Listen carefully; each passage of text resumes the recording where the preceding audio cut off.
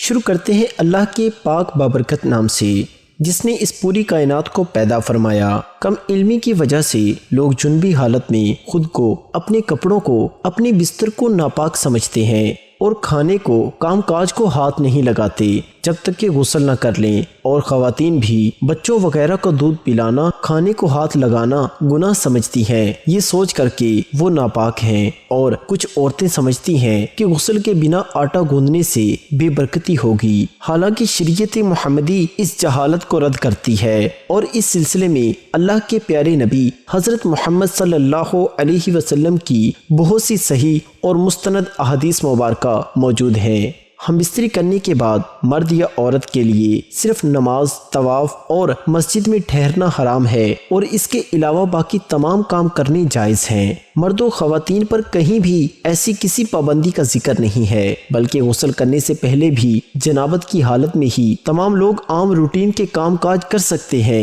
روزہ رکھنے کے لیے سحری کھا سکتے ہیں، کھانا تیار کر سکتے ہیں، یا پھر گھر کے دوسرے کام کاج نپٹانا بھی جائز ہے۔ اسی طرح ماں بچوں کو دودھ پلا سکتی ہے اور ان کی دیکھ بھال کر سکتی ہے۔ اس کے کئی ایک دلائل موجود ہیں۔ حضرت حذیفہ رضی اللہ تعالی عنہ بیان کرتے ہیں کہ نبی اکرم صلی اللہ علیہ وسلم ان سے ملے تو آپ صلی اللہ علیہ وسلم مصافحہ کرنے کے لیے ہاتھ پھیلائے ہوئے ان کی طرف بڑھے۔ حذیفہ نے کہا میں جنبی ہوں۔ اس پر آپ صلی اللہ علیہ وسلم نے کہا مسلمان نجس نہیں ہوتا۔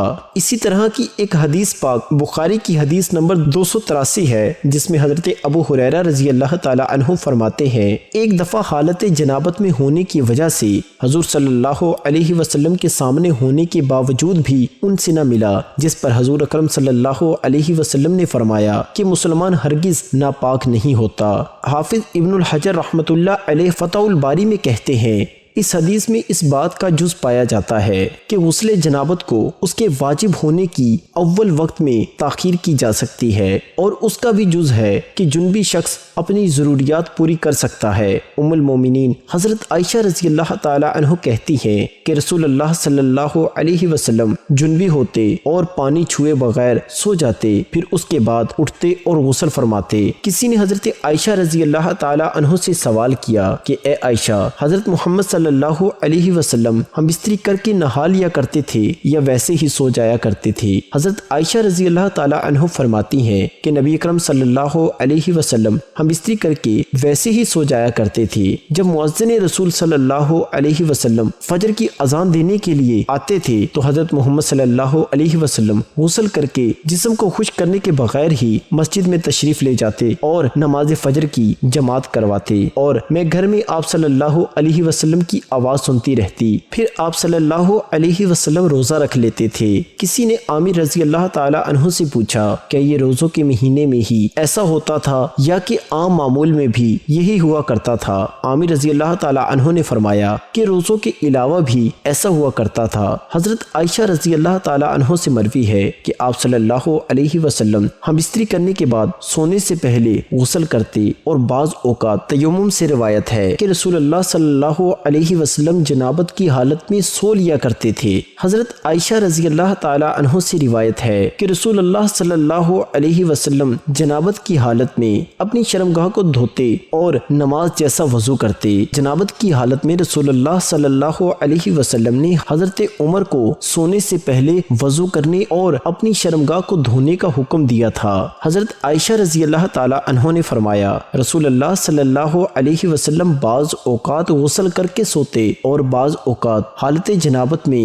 وضو کر کے سو جاتے۔ ناظرین گرامی، افضل یہی ہے کہ جنابت کے بعد جتنی جلدی ہو سکے غسل کر لیا جائے، کیونکہ ایسا نہ ہو کہیں غسل کرنا بھول ہی نہ جائیں۔ کھانے پینے، سونے اور عورتیں بچوں کو دودھ پلانے سے پہلے جنابت کی حالت میں وضو کر لیں تو یہی افضل ہے۔ ناظرین گرامی، یہ یاد رہے کہ یہ وضو کرنا بھی واجب نہیں ہے، لیکن وضو کرنا اور شرمگاہ کو دھونا مستحب ہے۔ حضرت عائشہ رضی اللہ تعالی عنہ بیان کرتی ہیں کہ نبی اکرم صلی اللہ علیہ وسلم اگر جنبی حالت میں کھانا یا سونا چاہتے تو نماز کے وضو کی طرح وضو کرتے تھے۔ وضو کرنا اس لیے بھی افضل ہے کہ نبی کریم صلی اللہ علیہ وسلم نے فرمایا 3 لوگوں کے پاس رحمت کے فرشتے نہیں آتے، کافر کی لاش اور خلوق خوشبو لگانے والا اور جنبی شخص جب تک وہ وضو نہ کر لے اللہ تعالیٰ سے دعا کرتے ہیں کہ اللہ تعالیٰ ہمیں صحیح معنی دین اسلام کے مطابق زندگی بسر کرنے کی توفیق عطا فرمائے۔ اللہ پاک ہم سب کے گناہوں کو معاف فرمائے۔ کمنٹ سیکشن میں آمین ضرور لکھیے، کیا معلوم کس کی آمین